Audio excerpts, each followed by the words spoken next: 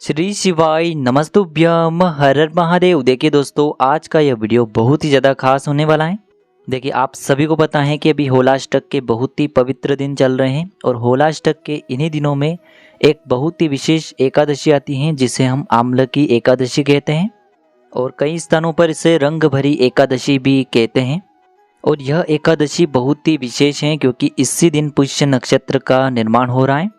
देखिए, यह जो एकादशी है विशेषकर धन की प्राप्ति के लिए, रोगों की मुक्ति के लिए, यदि विवाह नहीं हो पा रहा है, विवाह में किसी भी प्रकार की समस्या आ रही है तो विवाह की समस्या को दूर करने वाली है। साथ ही साथ आपके जीवन के दुर्भाग्य को दूर करने के लिए यह एकादशी बहुत ही खास मानी गई है। तो देखिए, आज के इस वीडियो में हम आपको आम्ल की एकादशी पर किए जाने वाले 4 से 5 बहुत ही सुंदर से उपाय बताने वाले हैं। तो देखिए, आज के जो सभी उपाय हैं पूज्य गुरुदेव पंडित प्रदीप जी मिश्रा की कथा को सुन करके और समझ करके ही आपको समझाने का पूरा प्रयास करेंगे। लेकिन उससे पहले वीडियो को लाइक करें, चैनल को सब्सक्राइब करें और कमेंट में श्री शिवाय नमस्तुभ्यम या फिर ओम नमः शिवाय जरूर लिखें। देखिए, इस बार की जो आम्ल की एकादशी है वह 20 मार्च बुधवार के दिन है। देखिए, आम्ल की एकादशी विशेषकर रंग भरी एकादशी होती है और इस दिन हल्दी का, दीपक का और आंवले के कुछ उपाय किए जाते हैं। देखिए, पौराणिक कथा के अनुसार इसी दिन भगवान शिव और पार्वती विवाह करके पहली बार काशी में पहुंचे थे और पूरी काशी नगरी ने उनका रंगों से स्वागत किया था। इसीलिए यह एकादशी रंग भरी एकादशी कहलाती है।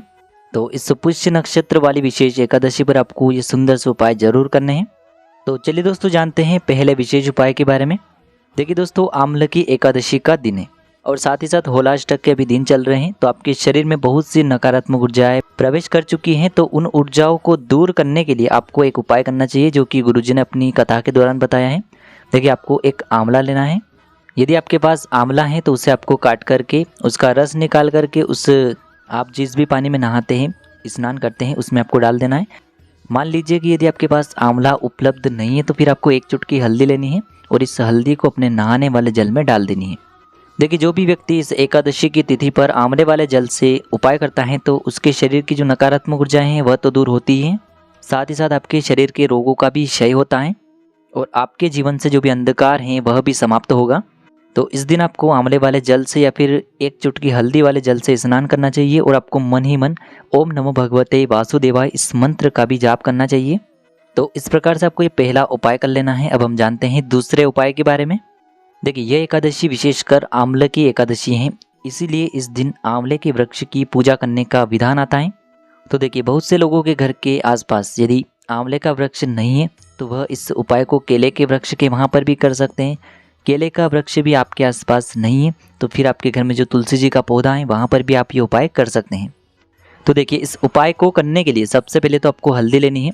गुरुजी अपनी प्रत्येक कथा के दौरान बताते हैं कि जब भी आप हल्दी का उपाय करें तो जो गांठ वाली हल्दी आती है उससे पीस करके आपको पाउडर के रूप में तैयार करना चाहिए।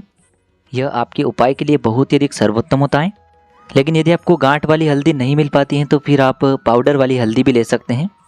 अब देखिए दोस्तों, इसी के साथ में आपको एक दीपक भी लेना होगा। दीपक आप मिट्टी का भी ले सकते हैं, शुद्ध आटा मढ़कर उसका भी दीपक तैयार कर सकते हैं। अब इस दीपक के अंदर आपको लंबी बाती का प्रयोग करना होगा और इसी के साथ में आपको दीपक के अंदर शुद्ध घी का प्रयोग करना होगा। अब देखिए दोस्तों, सबसे पहले तो ये जो एक चुटकी हल्दी है और एक दीपक है, इन दोनों को लेकर के आपको पहुंचना है आंवले के वृक्ष के वहां पर। हमने आपको अभी बताया है कि आंवले का वृक्ष आपके घर के आसपास नहीं है तो केले के वृक्ष के वहां पर भी जा सकते हैं। केले का वृक्ष भी नहीं है तो फिर आप तुलसी जी के पौधे के वहां पर भी इस उपाय को कर सकते हैं। देखिए, सबसे पहले तो आपके पास जो एक चुटकी हल्दी है इससे आपको गीला करना है और इससे आपको अपने सीधे हाथ की चीटी उंगली की जो पास वाली उंगली होती है, अनामिका उंगली, उसमें लेनी है और इससे आपको आंवले के वृक्ष पर स्वास्तिक का निर्माण करना है। सामने आपको स्क्रीन पर दिखाया जा रहा है, इसी प्रकार से आपको आंवले के वृक्ष पर हल्दी का स्वास्तिक बनाना है। स्वास्तिक का निर्माण जब भी आप करेंगे तब आपको ओम नमो भगवते वासुदेवाय इस मंत्र का लगातार जाप करना है। अब देखिए, आपके पास जो एक लंबी बाती का दीपक है इससे भी आपको जहाँ पर आपने स्वास्तिक का निर्माण किया है वहीं पर आपको प्रज्वलित करना है। अब दोस्तों, दीपक को प्रज्वलित करने के बाद आपको वहीं पर लक्ष्मी वृद्धि की कामना करनी है। ओम नमो भगवते वासुदेवाय इस मंत्र का लगातार जाप करते हुए आपको कामना करनी है कि हमारे जीवन में जो भी धन की समस्या है वह सभी दूर हो, हमारे जीवन में जो भी आर्थिक संकट लगातार बने हुए हैं वह सभी दूर हो, धन की वजह से हमारे जो भी कार्य अटके हुए हैं वह सभी आपकी कृपा से परिपूर्ण हो, इस प्रकार से प्रार्थना करते हुए और कामना करते हुए दीपक आपको प्रज्वलित करना है और ये छोटा सा उपाय आपको इस आंवले की एकादशी पर करना है। देखिए यदि यह उपाय आप तुलसी जी के वहाँ पर करना चाहते हैं तो तुलसी जी के पौधे के पास में आपको हल्दी का स्वास्तिक बनाना है और उसी के पास में आपको ये दीपक भी प्रज्वलित करना है। देखिए इस उपाय को आप सुबह से लेकर के शाम तक किसी भी समय में कर सकते हैं। रात्रि के समय में यदि उपाय करते हैं तो आपके लिए बहुत ही अधिक सर्वोत्तम होता है। देखिए सूर्यास्त के बाद जो भी व्यक्ति यह उपाय करना चाहते हैं तो उन्हें थोड़े से हल्दी के छींटे वृक्ष पर डाल देने हैं, यानी कि आपको वृक्ष को सूर्यास्त के बाद स्पर्श नहीं करना है। केवल थोड़े से हल्दी के छींटे डाल करके आपको इस दीपक को प्रज्वलित कर देना है और सूर्यास्त से पहले कर रहे हैं तो फिर आपको स्वास्तिक का निर्माण करना है। अब दोस्तों हम जान लेते हैं तीसरे विशेष उपाय के बारे में। देखिए आंवले की एकादशी है, इसीलिए इस दिन आंवले की पूजा की जाती है और इस दिन आंवले के वृक्ष में साक्षात भगवान विष्णु निवास करते हैं, क्योंकि आंवले का वृक्ष भी हमारे सनातन धर्म में देव वृक्ष कहा जाता है।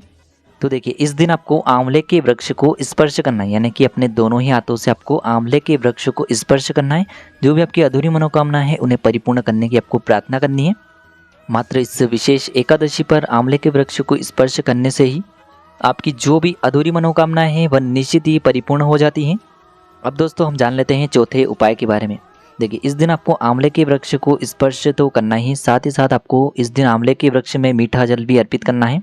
देखिए इस उपाय से आपके व्यापार संबंधित, आपके जीवन में सफलता से संबंधित, जीवन में जिन भी परेशानियों की वजह से आप बहुत अधिक दुखी हैं तो इन सभी से आपको मुक्ति मिल जाती है।